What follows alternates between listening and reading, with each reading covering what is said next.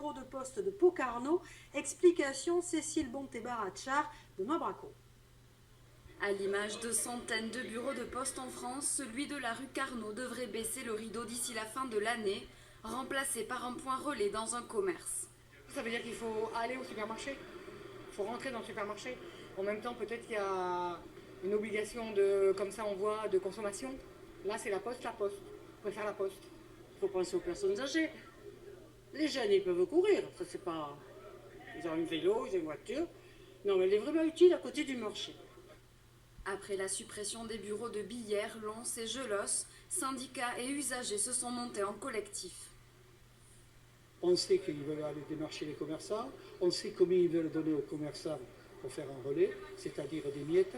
Ça sert beaucoup à la poste, parce qu'elle peut dire aux gens on n'a pas supprimé la poste, on a transféré à quelqu'un d'autre le métier, donc vous pourrez toujours aller acheter des timbres, aller chercher une lettre recommandée ou un paquet quand il a été avisé, mais ce n'est plus du tout la même chose.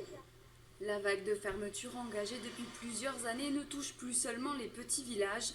Dans les villes, désormais, la REC, c'est un bureau pour 20 000 habitants. Je comprends l'inquiétude des Palois, mais je tiens à les rassurer.